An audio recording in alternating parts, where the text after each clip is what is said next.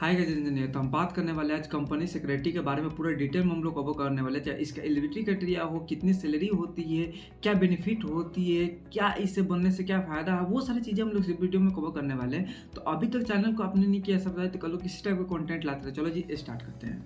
तो हम बात कर लेते हैं इस कंपनी सेक्रेटरी का शॉर्ट फॉर्म में CS भी कहा जाता है, ठीक है ना।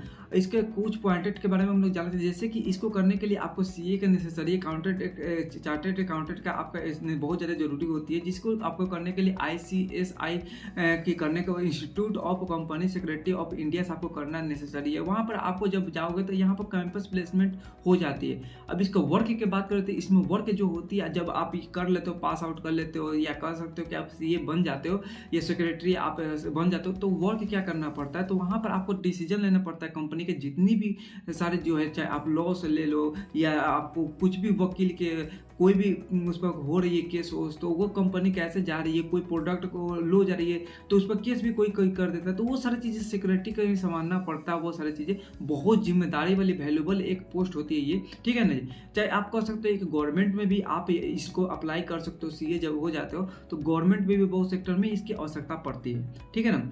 अब बात कर लेते हैं आगे इसके के, तो स्टेप बाय स्टेप हम लोग गाइड करेंगे कि इसमें देखो 3 फाउंडेशन होती है। पहला फाउंडेशन प्रोग्रामिंग होती है, एक्जीक्यूटिव प्रोग्रामिंग होती है और प्रोफेशनल प्रोग्रामिंग होती है। आप स्टेप बाय स्टेप हम लोग एक एक करके हम लोग तीनों को बात करेंगे। एलिजिबिलिटी क्राइटेरिया का बात करें फाउंडेशन की, तो आपको 12 पास हो इक्वलेटेड, आप चाहे आर्ट्स हो, कॉमर्स हो या कोई से भी स्ट्रीम से, कोई मैटर नहीं करता है इसमें। एग्जीक्यूटिव प्रोग्राम करने के लिए आपको जो ग्रेजुएशन होनी चाहिए, ठीक है ना, उसका कोई से भी स्ट्रीम से हो, कोई नहीं है। आप प्रोफेशनल जब प्रोग्रामिंग करते हो तो उस समय आपको क्या होती है, आपको इसमें भी कोई भी PhD या आप कह सकते हो कि प्रोग्रामिंग एग्जीक्यूटिव करने के लिए क्लियर होना चाहिए। CS का कोर्स कोई भी होना चाहिए, जैसे कि चार्टर्ड अकाउंटेंट, ये सारी चीज़ें होना आपको नेसेसरी है। एडमिशन प्रोसेस की बात करते हैं, एंट्रेंस एग्जाम जो कि तो जून यानी दिसंबर में होती है। पर ईयर की मैं बात करूँ, पर ईयर में एग्जाम होती है। एग्जाम पैटर्न की अगर बात करें फाउंडेशन प्रोग्रामिंग के, तो आप 12 में हो तो 12 में आप फाउंडेशन में 4 पेपर आपकी होती है, आप दे सकते हो। एग्जीक्यूटिव की बात करते हैं 7 पेपर होती है जो कि ग्रेजुएशन में होते हैं। 2 डिवाइडेड में आपको बांटा गया इसमें।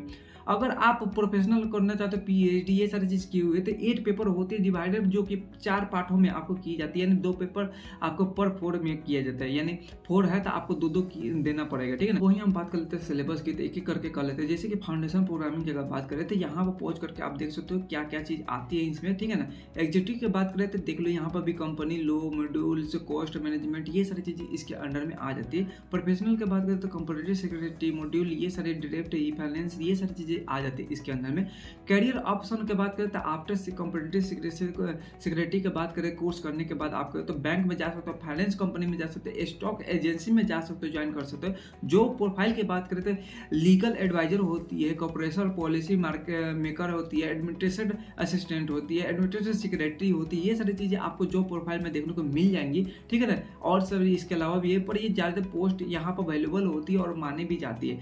सैलरी की बात करते हैं 3 लाख से लेकर 8 लाख तक पर ईयर को आपको देखने को मिल जाती है। डिपेंड करती है कि आपको कंपनी और एक्सपीरियंस कितनी है। अगर आपके पास ज़्यादा एक्सपीरियंस है तो आपको 5 साल 4 साल का, अगर 2 साल 4 साल का एक्सपीरियंस तो लाखों करोड़ों में मिलने के चांसेस आपको रहती है। ये कंपनी पर भी डिपेंड करती है। तो बताओ कैसा लगे, सब्सक्राइब जरूर कर लेना, ठीक है ना। चलो मिलते हैं, बाय बाय, टेक केयर।